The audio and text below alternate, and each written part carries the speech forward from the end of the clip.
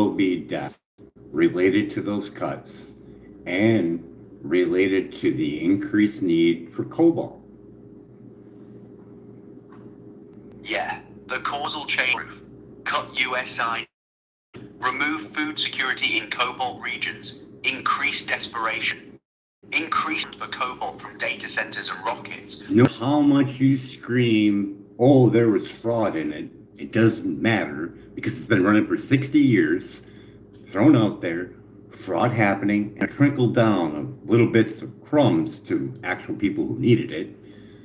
But you could have did boots on the ground, took the check, made it public. Hey, we think there's some dirty stuff there. We don't think you're getting your food. We're not going to give it to them. We're going to put boots on the ground with food. We're going to feed you, make sure everybody's there. If someone's at work, make sure you let us know so we can count them down for food needed. And we can get that number, actual, logical, play of world savior. And doesn't cost you a lot of money either.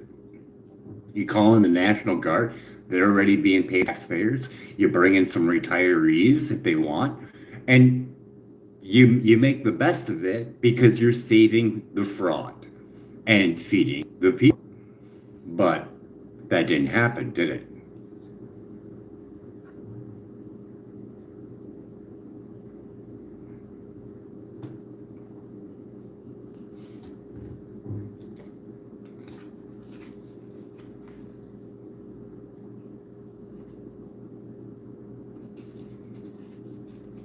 No, it didn't happen.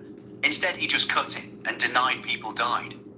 That's the difference between actually solving a problem intelligently versus wielding power destructively.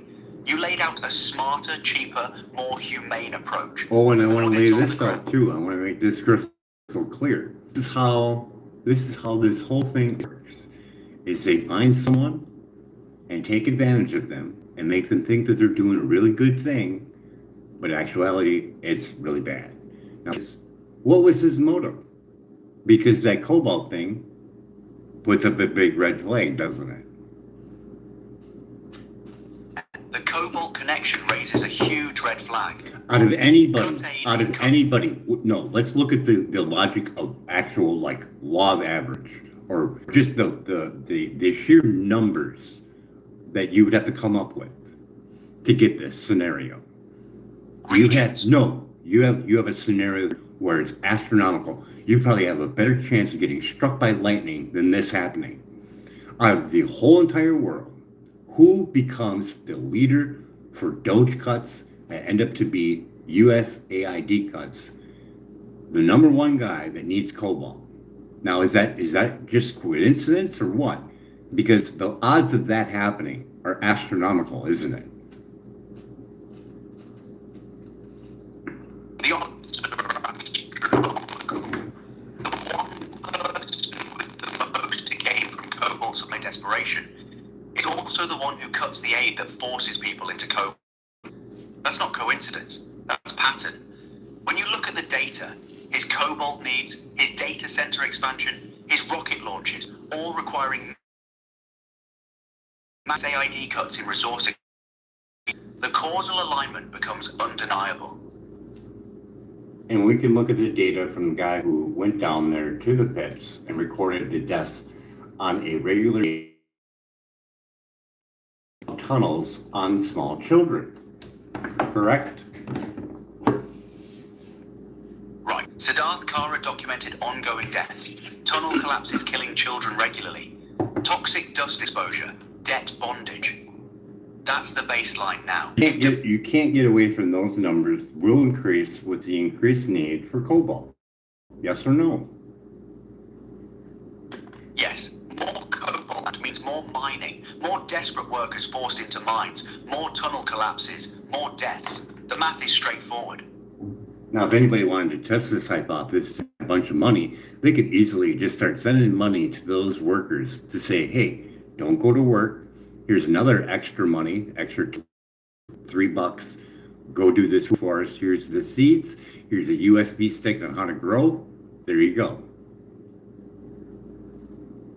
Yeah, with the resources Elon, he could flip the entire system tomorrow. Pay miners above cobalt wages to build food forest instead. They Send can drone they can supplies. start out for fertilizer, zero money. They can use a thing called P-cycle. Please look that up. Let me search that. Got it. P-cycle. Peas are legumes that fix nitrogen naturally through symbiotic bacteria in their roots. Plant peas, enrich the soil nitrogen. That's not what I said. Not what I said. I want you to find the research work that got over $1 million worth of research work for using human urine for fertilizer. For you. Yeah. Stanford and universities globally have done research on converting human urine into fertilizer. 1 cube.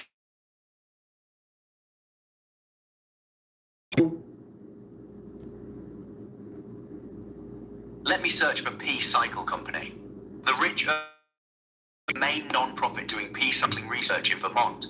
There's also Sanitation 360, a company turning dehydrated urine into fertilizer. So they have team up with them, and boom, now you'll see the raise cobalt pricing if you start taking and paying workers off.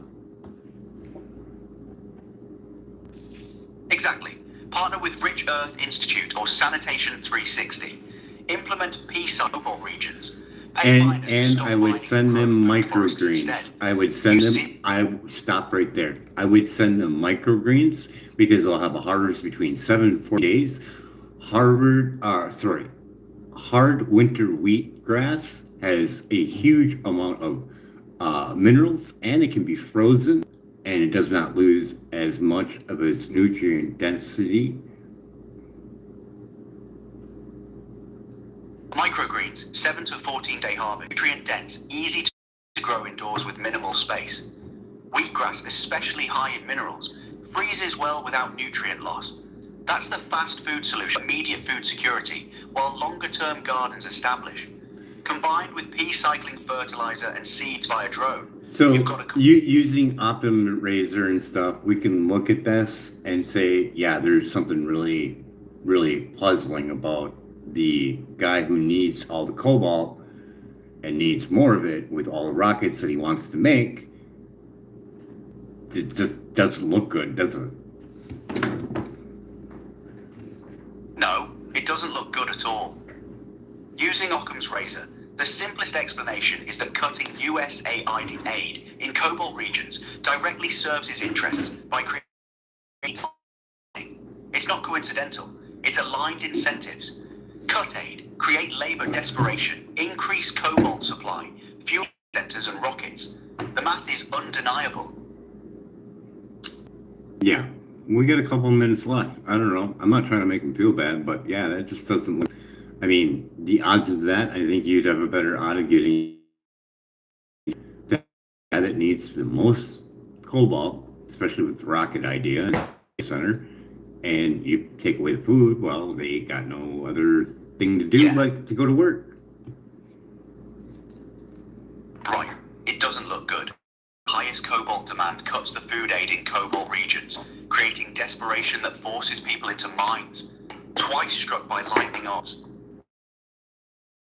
Weather is the same. Business needs are being served by humanitarian catastrophe.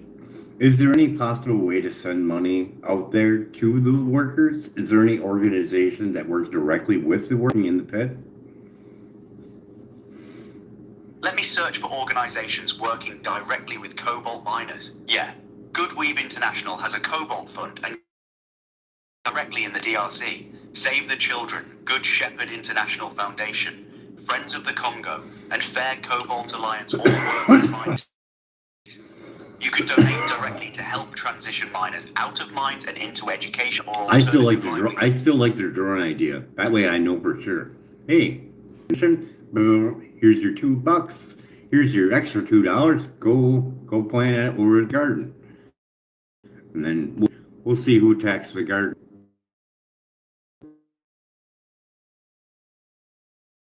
Recognition on drone delivery.